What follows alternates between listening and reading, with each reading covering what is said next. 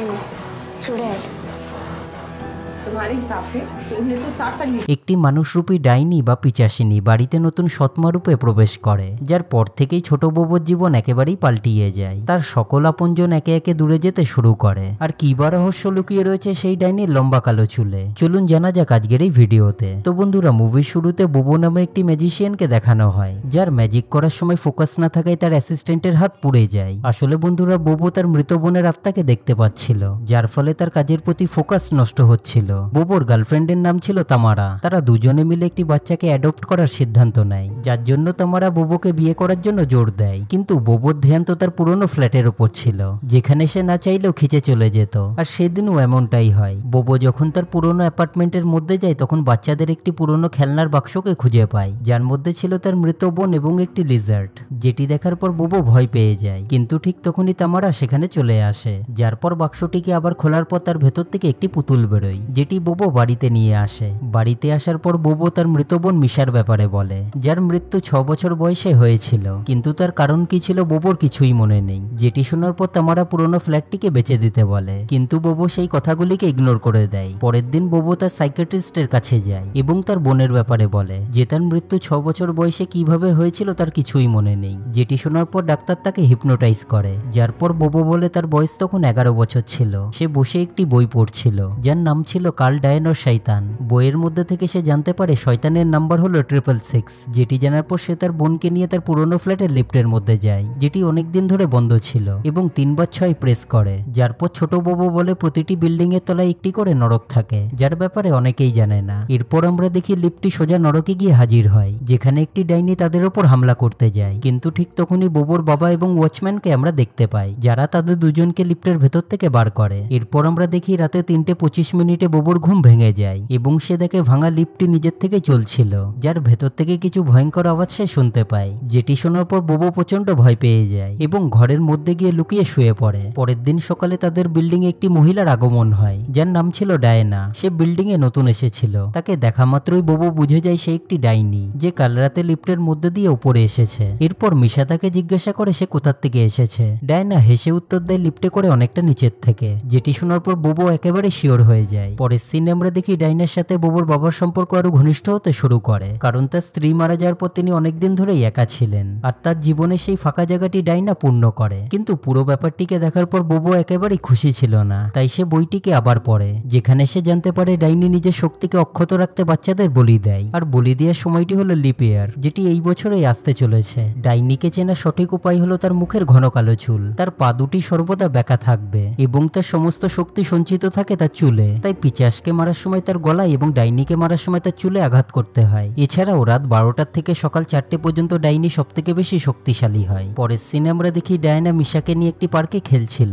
কিন্তু ঠিক তখনই হাউজিং এর একটি বুড়ো মানুষ সেখানে আসে এবং ডাইনাকে দেখে বলে, তুই তো অনেক আগে জেলের মধ্যে ফাঁসি দিয়ে মরে গিয়েছিলিস, তুই এখানে কি করে আসলি? কিন্তু তার কথাকে কেউই গুরুত্ব দেয় না, কারণ তার বয়স অনেকটাই হয়ে গিয়েছিল। কিন্তু কথাটিকে শোনার পর বোবোর সন্দেহ আরো গাঢ় হয়। এর ঠিক পরের দিনই বোবো জানতে পারে সেই বৃদ্ধ মানুষটি মারা গেছে এবং তার বডির পাশে একটি লিজার্ডকে সে দেখতে পায়। বোবোর ধারণা ছিল লিজার্ডটি আর কেউ নয়, ডাইনাই ছিল, এবং এই পুরো ব্যাপারটি সে তার বাবাকে গিয়ে বলে। অবভিয়াসলি তিনি তার ছেলের কথার উপর বিশ্বাস করেন না এবং তাকে ডাক্তার রঞ্জনের কাছে নিয়ে যান, যিনি বলেন বইটি বোবোর মাথার উপর অনেকটাই প্রভাব ফেলেছে এবং তাকে কাউন্সেলিং দেওয়ার পরামর্শ দেন। এর পরের সিনে আমরা দেখি ডাইনার সাথে তার বাবার বিয়ে হয়ে যায় এবং ডাইনা তাদের পরিবারের একটা অংশ হয়ে ওঠে। বোবোর পুরো ব্যাপারটি ভালো না লাগলেও সে খুশি হওয়ার অ্যাক্টিং করে, কারণ তারও নিজের চিন্তা ভাবনার উপর সন্দেহ হতে শুরু করেছিল। এরপর আমরা দেখি 29শে ফেব্রুয়ারি ডাইনার জন্মদিন আসে, যেটি প্রতি 4 বছরে একবার করে আসতো। সেদিন বোবোর বাবা একটি মিটিং এর জন্য বেরিয়ে যান, কিন্তু যাওয়ার আগে তিনি তাদের 3জনকে ডাইরেক্ট রেস্টুরেন্টে চলে আসতে বলেন। তিনি চলে যাওয়ার পর বাচ্চারা হাইড এন্ড সিক খেলার জন্য জোর দেয়, যার পর বোবো আর মিশা একটি জায়গাতে গিয়ে লুকিয়ে যায় এবং ডাইনার নাম্বার কাউন্ট করে তাদেরকে খুঁজতে শুরু করে। কিন্তু ঠিক তখনই বোবোর বাবা সেখানে চলে আসে, কারণ তিনি একটি ফাইল ভুলে গিয়েছিলেন। এরপর বোবো লক্ষ্য করে ঘরের একটি দরজা বন্ধ করছিল, তাই সে দরজাটিকে জোরে জোরে পিটতে শুরু করে, যার আওয়াজ শুনে তার বাবাও সেখানে চলে আসে। বোবো বলে মিশাই ঘরটির ভেতরে আটকিয়ে গেছে, যেটি শোনার পর তার বাবা দরজাটিকে ধাক্কা মেরে খোলেন। ভেতরে ঢুকতে একটি ভয়ঙ্কর দৃশ্য তারা দেখতে পায়। ডায়না তার আসল রূপে দাঁড়িয়ে মন্ত্র পড়ছিল। সে আসলেই একটি উইচ বা ডাইনি ছিল। সে তার কার্যসিদ্ধির জন্য মিশাকে মেরে একটি বক্সের মধ্যে বন্ধ করে দিয়েছিল।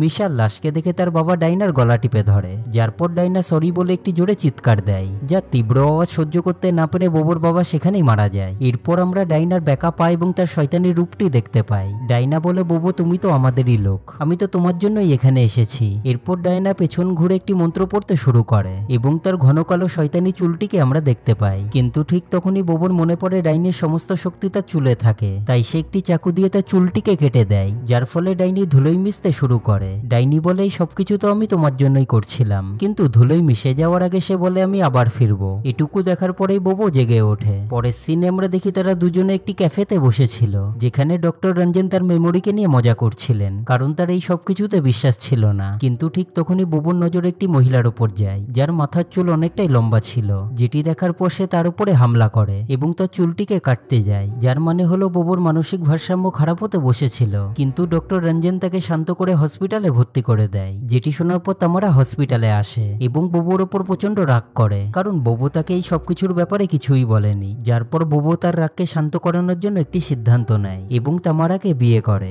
যার পর সে জুবিনকে দত্তক নেয়। তাদের তিনজনের জীবন খুবই ভালো কাটছিল, কিন্তু এরই মাঝে একদিন ম্যাজিক শোতে লিজা নামে একটি মেয়ের সাথে বোবোর আলাপ হয়। লিজা সদ্য কানাডা থেকে ভারতে এসেছিল এবং সে বোবোর ম্যাজিকের বিশাল বড় ভক্ত ছিল, কিন্তু তার আসার পর থেকেই শুরু হয় ঝামেলা, কারণ লিসা দত্ত নামটি বোবো এর আগেও শুনেছিল। ছোটবেলায় সে বৃদ্ধ লোকটি ডাইনাকে দেখে লিসা দত্তের নামই নিয়েছিল, যার পর সে ইন্টারনেটে লিসা দত্তের ব্যাপারে সার্চ করে এবং তার সন্দেহ সঠিক হয়, কারণ 1960 সালে লিসা দত্ত নামে একজন মহিলা একটি বাচ্চাকে খুন করে, যার ফলে তার জেল হয় এবং সে পরে জেলের মধ্যেই আত্মহত্যা করে। এরই মাঝে একটি কালো ছায়া বোবোর দিকে আসতে শুরু করে, যেটিকে সে কম্পিউটারের স্ক্রিনে দেখতে পায়, যার পর সে বুঝে যায় এই সবকিছু একেবারেই নর্মাল নয়। পরের দিন বোবো জানতে পারে লিসা তার ফ্ল্যাটটিকে নিতে চায়, যেটি শোনার পর বোবোর সন্দেহ আরো গাঢ় হয়। তামারার সাথে লিসার দেখা একটি শোয়ের মাঝখানে হয়েছিল, আর সেখান থেকেই দুজনের বন্ধুত্ব হয়, যার পর তামারা জানতে পারে লিসার একটি ফ্ল্যাটের দরকার এবং তাদের মধ্যে 2 কোটি টাকায় ডিল ফাইনাল হয়। কিন্তু বোবো ইচ্ছা করে দাম বাড়িয়ে বলে 3 কোটি টাকা,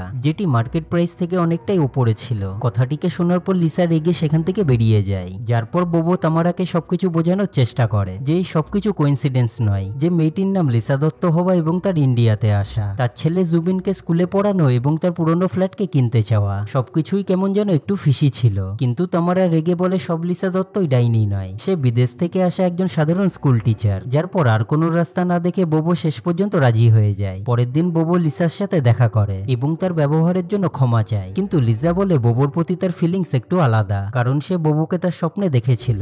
যার পর লিজা তাকে খুঁজতে খুঁজতে ইন্ডিয়াতে আসে, আর আজ সে তার সামনে বসে আছে, যেটি শোনার পর বোবো আনকমফোর্টেবল ফিল করে। এরপর আমরা দেখি লিজা তার হাউস পার্টিতে তাদের দুজনকে ইনভাইট করে, কিন্তু পার্টি চলাকালীন তামারা ব্যালকনির থেকে নিচে পড়ে যায় এবং তার অনেকটাই চোট আসে। তামারার জ্ঞান ফিরলে সে বলে কেউ তাকে পেছন দিক দিয়ে ধাক্কা দিয়েছিল এবং তার গঠন অনেকটাই লিজার মতন ছিল, যেটি শোনার পর বোবো বাথরুমে মুখ ধুতে যায়, কিন্তু বাইরে বেরিয়ে দেখে লিজা সেখানে উপস্থিত ছিল এবং বোবোর মনে হয় লিজা তামারাকে মারার চেষ্টা করছিল, তাই বোবো লিজাকে বাইরে বের করে দেয়, যার ফলে অনেকটা সিন ক্রিয়েট হয়। এরপর আমরা দেখি ডক্টর রঞ্জন বোবোকে ফোন করে এবং তাকে বলে ডাইনি সম্পর্কে তার ধারণা একেবারেই ঠিক ছিল, কারণ তিনি বইটিকে ভালো করে পড়েছিলেন, তাই তিনি বোবোকে নিজের বাড়িতে আসতে বলেন। কিন্তু ফোন কাটার পরই ডায়না তার উপর হামলা করে দেয়। বোবো যখন তার বাড়িতে পৌঁছায় ততক্ষণে তিনি মারা গিয়েছিলেন এবং তার বডির পাশে একটি লিজার্ড ছিল, কিন্তু একটি পেজের ওপর সে লক্ষ্য করে জুবিনের নাম লেখা ছিল, যেটি দেখার পর বোবো বুঝে যায় ডাইনা হয়তো জুবিনের বলি দেবে, কারণ আজ সেই অভিশপ্ত দিন 29শে ফেব্রুয়ারি ছিল। তাই সে নিজের ছেলেকে বাঁচানোর জন্য স্কুলে ছুটে যায়, কিন্তু স্কুল থেকে জুবিন গায়েব ছিল। বোবো নিজের ফ্ল্যাটে গিয়েও দেখে, কিন্তু সেখানে কেউ ছিল না, যার পর সে লিফটে 666 ডায়াল করে নরকে যায়, যেখানে জুবিনকে রাখা হয়েছিল। কিন্তু একই অবাক কাণ্ড, সেখানে আমরা তামারাকে ডাইনি রূপে দেখতে পাই, যার মানে হলো সে এতদিন নাটক করছিল এবং লিসা একেবারে নির্দোষ ছিল। এরপর তামারা বলে বোবো কোনো সাধারণ মানুষ নয়, সে একজন জন্মগত পিচাস, কিন্তু সে তার সব শক্তি ভুলে গেছে। আর তামারাই স্বপ্ন দেখে লিসা দত্তকে ইন্ডিয়াতে এনেছিল, যাতে তার উপরে সমস্ত খুনের দায় চাপানো যায়, যেটি শোনার পর বোবো নিজের ছেলেকে বাঁচানোর জন্য লড়াই শুরু করে, কিন্তু তামারার হামলায় সে অজ্ঞান হয়ে যায়, যার পর তামারা বলি দেওয়ার জন্য মন্ত্র পড়তে শুরু করে। অপরদিকে বোবোর স্বপ্নের মধ্যে তার বোন আসে এবং তাকে লড়ার জন্য মোটিভেট করে, যার পর আমরা দেখি বোবো তার আসল পিচাস রূপে সকলকে মারতে শুরু করে এবং সবশেষে তামারা চুল কেটে দেয়, যার ফলে তামারা মরে গেলেও আবার বেঁচে ওঠে। কারণ একজন পরিষ্কার মনের মানুষই ডাইনিকে মারতে পারে, যে পাপী নয়। কিন্তু ছোটবেলায় বোবো তাকে মেরে পাপ করেছিল, তাই সে তামারাকে মারতে পারবে না। কিন্তু ঠিক তখনই জুবিনের ঘুম ভাঙে এবং সে একটি চাকু নিয়ে তামারা চুল কেটে দেয়, যার ফলে তামারা ধুলোয় মিশতে শুরু করে। কিন্তু মরার আগে সে আবার বলে আমি আবার ফিরবো। মুভির এন্ডিং এ আমরা লিজা আর বোবোকে একসাথে দেখতে পাই, যেখানে লিজা জিজ্ঞাসা করে বোবো তাকে অপছন্দ কেন করতো। তখন বোবো বলে সে ভাবতো লিজা একজন ডাইনি, যেটি শোনার পর তারা দুজনেই হাসতে শুরু করে এবং এই অসাধারণ মুভিটি এখানেই শেষ হয়ে যায়। তো বন্ধুরা, যদি আপনাদের ভিডিওটি ভালো লেগে থাকে তাহলে আমার চ্যানেলটিকে লাইক, শেয়ার আর সাবস্ক্রাইব করে দিন, কারণ চ্যানেলটিকে গ্রো করতে আপনাদের সাপোর্ট খুবই জরুরি। তো চলুন, আবার দেখা হবে নতুন কোনো ভিডিওতে। Take care.